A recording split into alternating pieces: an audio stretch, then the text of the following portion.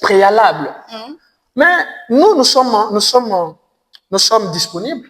Nous pouvons, même avec vous, madame, je sais que vous êtes très intelligente, faire une organisation non gouvernementale, une ONG, pour essayer de porter à tout le monde, au public, l'éducation environnementale. Mais là, ça doit être financé par l'État. Oui. Nous ne pouvons pas le faire.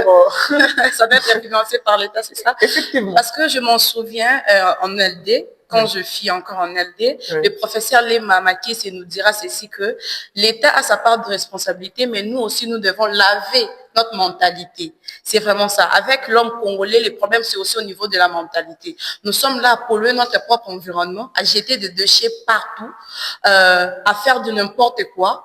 Mais c'est après nous allons nous plaindre, j'ai la typhoïde, j'ai des infections, j'ai ça. Il y a même ceux qui disent qu'en tout cas, prenons l'exemple de l'Afrique du Sud. L'Afrique du Sud n'est pas en Europe, hein, c'est en Afrique. Hein. Mais regardez comment les Sud-Africains entretiennent leur environnement. Et c'est tout le monde maintenant, aujourd'hui, bon, c'est pas tout le monde, mais la quasi-totalité en vit maintenant l'Afrique du Sud. Hein. Quand vous faites une jolie selfie ou encore une jolie photo à l'Afrique du Sud, c'est comme si vous étiez en Europe. Pourquoi? Parce qu'ils ont eu un changement de mentalité. Ils ont compris qu'ils ont seulement l'Afrique du Sud. Alors nous aussi, les Congolais, nous devons comprendre que nous avons que le Congo. Au lieu d'aller envier ailleurs, au lieu d'aller, je sais pas moi, envier l'Europe, l'Afrique du Sud, nous devons d'abord commencer premièrement à protéger, à prendre soin de notre environnement. Nous avons un Congo béni, un pays béni, alors prenez-en soin. En tout cas, c'est ça. Oui, monsieur Biana Limbaka Thomas, vous nous avez parlé de l'article 53 de la Constitution, mais j'aimerais savoir, hormis l'article 53 de la Constitution plutôt, y a-t-il pas d'autres législations au niveau interne ou encore au niveau international qui consacrent la protection de l'environnement? Merci beaucoup pour la question. Il y a des lois au niveau interne et au niveau international. Il y a des traités relatifs à la protection de l'environnement. Mais au niveau interne, bien évidemment, la loi qui est la loi mère, en fait, la loi maîtresse qui consacre la protection de l'environnement, c'est la loi numéro 11/009 du 9 juillet 2011 portant principes fondamentaux relatifs à la protection de l'environnement. C'est dans cette loi que vous allez trouver le principe, à l'occurrence le principe du pollueur-payeur, le principe du développement durable. Et c'est cette loi qui prévoit même la responsabilité de l'État en matière de l'environnement. Très bien, messieurs, pour votre réponse. Merci pour votre réponse. Mais, messieurs Mbaka, vous conviendrez avec moi, hormis toutes ces législations, hormis l'article 53 plutôt, avec toutes ces législations au niveau interne et au niveau international, mais jusque-là, la protection de l'environnement pose toujours un problème. Vous constaterez avec moi, l'environnement, encore la nature, n'est pas effectivement protégée jusque-là. Pourtant, nous avons de législation. C'est quoi les problèmes? C'est les organes qui doivent assurer le respect de ces règles. Ils ne sont pas compétents ou comment? Ou encore, c'est un problème de mentalité ou encore comment? Veuillez un peu nous éclairer sur ces zones d'ordre. Voilà, je sens que je ne suis pas devant n'importe qui. Hein. C'est normal. En RDC, nous avons le problème de l'application des lois. OK? Nous avons bien évidemment des lois qui prévoient vraiment des choses normales, des très bonnes choses, mais c'est l'application de ces lois qui pose problème. Exemple, en matière de l'environnement, il nous faut normalement une police environnementale qui doit être sur terrain, surveiller, repérer les infractions causées à l'environnement. OK?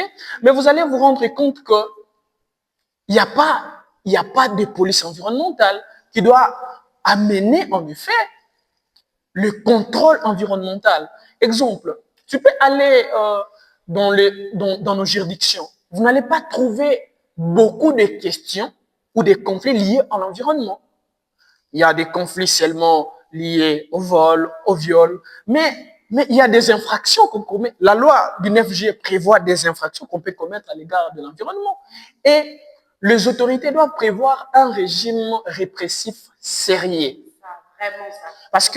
Parce que, imaginez quand nous avons appris le droit pénal avec le professeur Lema, il nous dira que la loi pénale n'est pas seulement le code pénal, vous savez.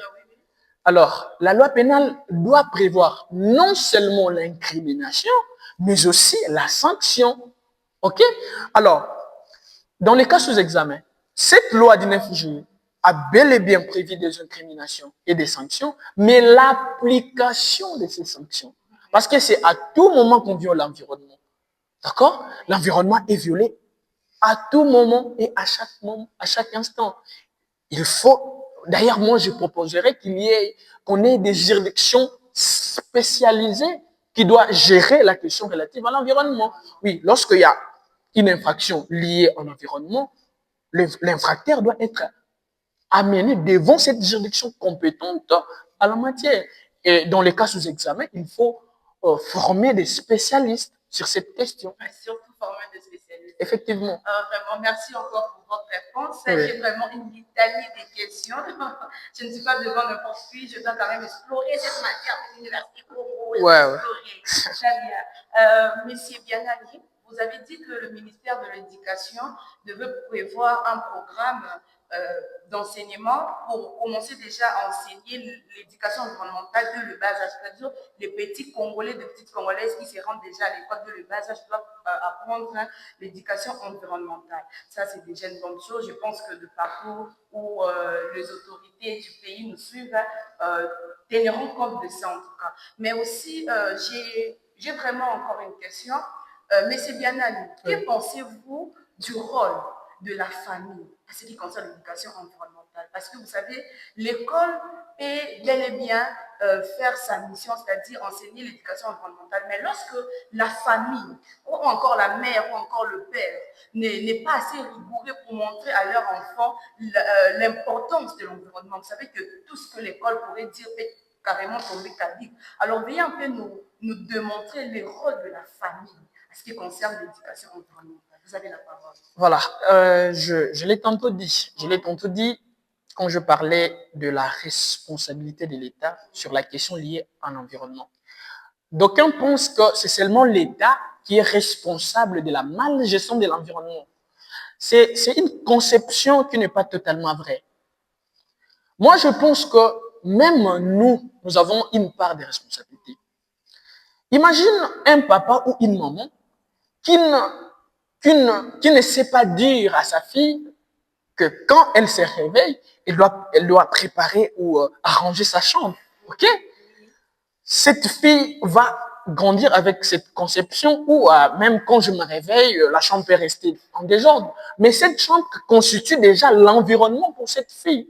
Elle peut avoir des maladies dans cette chambre. Donc moi je pense que la famille a aussi une mission importante sur l'éducation environnementale. Donc, l'éducation environnementale doit normalement commencer dans la famille. Et même les parents qui doivent assurer cette éducation doivent être formés. Voilà pourquoi je parlais de cette thématique relative. S'informer pour informer. Effectivement. Donc, c'est ça. La famille a aussi un rôle très grand, un rôle majeur à jouer sur la question relative à l'éducation environnementale. Très bien, j'ai une autre question. Oui. Monsieur Bianani, quel est l'impact de l'exploitation de ressources naturelles sur la réalisation du droit à l'environnement en RDC?